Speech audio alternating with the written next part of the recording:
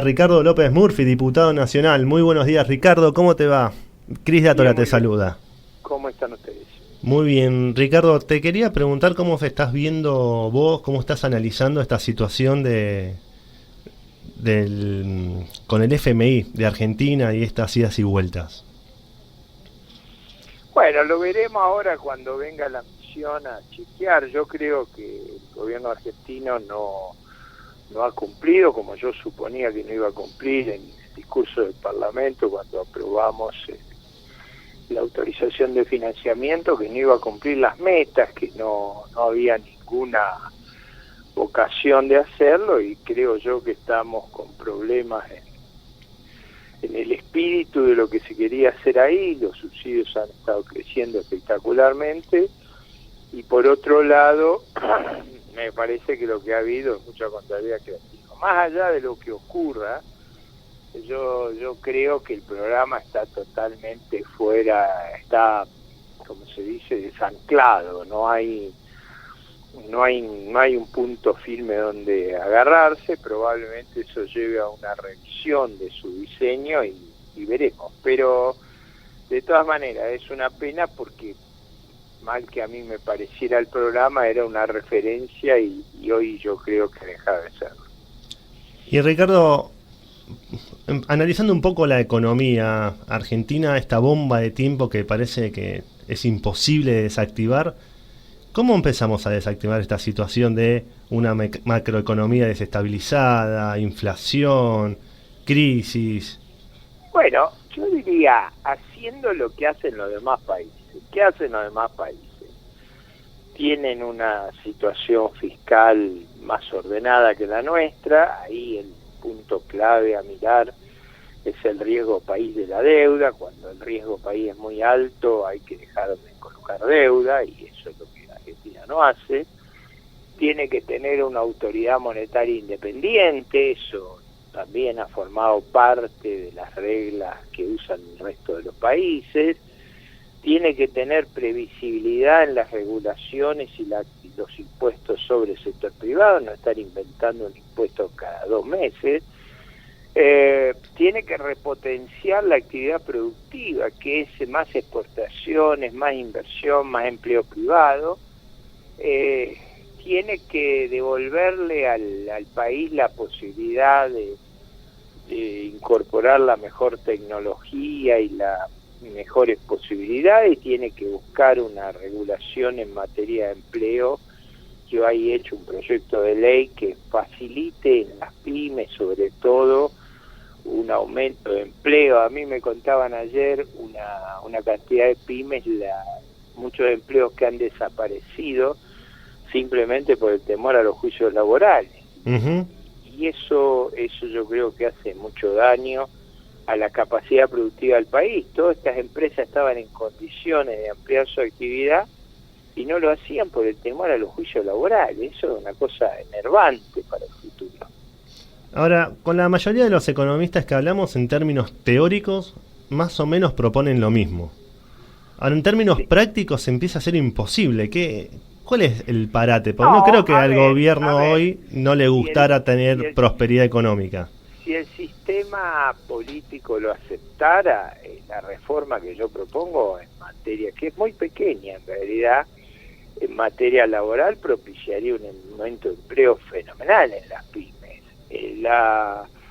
Por ejemplo, yo he propuesto hace mucho que el trabajo profesional o de software o informático se liquide al tipo de cambio bolsa, lo mismo que las tarjetas de crédito, el turismo, y que el Banco Central no venda dólares subsidiados para eso. Ayer me contaba una persona de una muy buena situación económica que no podía creer que le vendían el dólar, no sé si a 120 pesos para gasto en el exterior, y eso yo creo que eso no es sano. Eso se podría resolver inmediatamente. Mejoraría las reservas, mejoraría la competencia. Mucha gente que se ha ido a trabajar al Uruguay por el doble tipo de cambio dejaría de hacerlo. O sea, yo creo que hay muchas cosas que se pueden hacer. Pues yo, por ejemplo, el jueves que viene se vota boleta única. La boleta única ahorra como $1.000 millones. Si en vez de tener billetes de 5 dólares, emitiéramos billetes como lo hemos hecho toda la vida, de 100 dólares, 50, 20, bajaríamos los costos del Banco Central a 30 millones de dólares en vez de 600. Digo, son cosas que son muy simples de hacer y yo no puedo entender por qué no se hacen. Cuando el ministro de Economía anunció el impuesto a la renta inesperada, dijo que estaba cumpliendo con el plan fiscal establecido. No, yo creo que no. Yo creo que si yo no creo que tengamos tiempo de explicarle a la audiencia, pero la forma que cumplimos es creando una renta porque vendió los bonos a un precio, bonos que son emitidos hace mucho tiempo atrás, todos los intereses devengados se tienen que pagar cuando uno compra el bono. Entonces eso genera una ganancia respecto a la paridad nominal y ese es el recurso fiscal que han inventado para cumplir las cuentas. A mí me da vergüenza que hagamos esas cosas, pero bueno, eso es lo que han hecho. Sin eso no cumplimos. Ricardo, buenos días. ¿Cómo está? Lionel Paredes lo saluda. ¿Cómo le va? Un gusto. A ver, Argentina, es muy interesante esto. En 1961 era prácticamente la economía más grande de América Latina. Me gustaría saber si usted propuso o tiene un proyecto para aumentar las exportaciones y, bueno, bajar un poco el tema del déficit, de gastar más de lo que ingresa en el país. Ahí recién acabo de formular 3 que producirían, 4 que producirían un gran beneficio.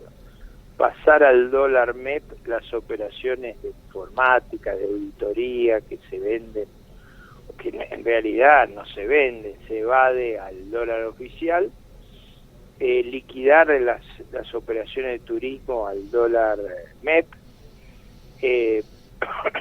también en materia fiscal le dije lo de la boleta única y le dije lo del Banco Central, porque esas dos cosas casi no tienen conflicto y producirían una mejora extraordinaria, una cifra que lo estremecería a los argentinos si lo supieran, 320.000 millones de pesos. Mire el ahorro que haríamos. ¿Y los derechos de exportación o las retenciones? Bueno, eso ya es una cosa, yo estaría de acuerdo, pero eso es una cosa ya más de más envergadura. Lo que yo digo son cosas muy simples que producen un enorme retorno y que no generan los sobrecostos o los conflictos que generaría, por ejemplo, esta medida, con la cual yo estaría de acuerdo, pero digo, me parece que ahí habría de parte del gobierno una resistencia enorme. Ricardo, Lía Gelfi lo saluda, buenos días. ¿Cómo le varía? En relación a los trabajadores, ¿qué le diría usted a los trabajadores con trabajo y a los trabajadores sin trabajos en este día? Bueno, a los trabajadores con trabajo los felicitaría y les diría que hagan el máximo esfuerzo por cuidarlos, porque es un entorno muy complicado el que tenemos. Y a los que están sin trabajo le diría que estoy proponiendo proyecto de ley para que todos puedan acceder al trabajo y que esa propuesta es una propuesta muy práctica que generaría una enorme cantidad de trabajo y que eso lleva a gran parte de mi reflexión, cómo hacer para incorporar a la gente joven al mundo del trabajo, cómo incorporar a los desplazados, cómo incorporar a las generaciones más grandes, que cuesta más en conseguirles empleo. Yo creo que el proyecto que hemos propuesto produce un enorme beneficio a esas 3 categorías. Ricardo, ¿cómo sería ese proyecto? Ese proyecto básicamente lo que hace es sacar multas y recargos, que es lo que propicia los juicios laborales. Ese proyecto baja el mínimo no imponible, o lo sube, es decir, baja los costos tributarios para contratar trabajo, sobre todo en bajas categorías, que es donde tenemos más problemas, y alarga para los nuevos trabajos el periodo de prueba de manera que no haya los los empleadores puedan, digamos, conocer a la gente por un periodo mayor de tiempo sin incurrir en costo de despido. Y Ricardo, ¿qué opina que los trabajadores paguen impuesto a las ganancias? Eso lo pagan en todo el mundo. En todo el mundo se paga impuesto a los ingresos. Probablemente lo que siempre ha estado en discusión es a partir de qué nivel se hace. Claro. El impuesto a los ingresos es una realidad universal. Claro, a lo que voy es que estamos desactualizados o desfasados. Bueno, por eso le digo, ese es un tema que me gustaría resolverlo mirando la escala internacional y aplicándola en Argentina. Y estamos por cerrar abril y se calcula que la inflación va a estar cerca del 6%. ¿Qué opinión le merece? Bueno, que el plan platita del segundo semestre del año pasado para tratar de ganar las elecciones ha tenido un costo inmenso. Uno de ellos ha sido la inflación. Y el nuevo plan platita va a tener otro baile parecido. Ese, digamos, el dinero no sale del aire, sale de la máquina de emisión. Y eso es lo que nos ha costado todo este problema que tenemos.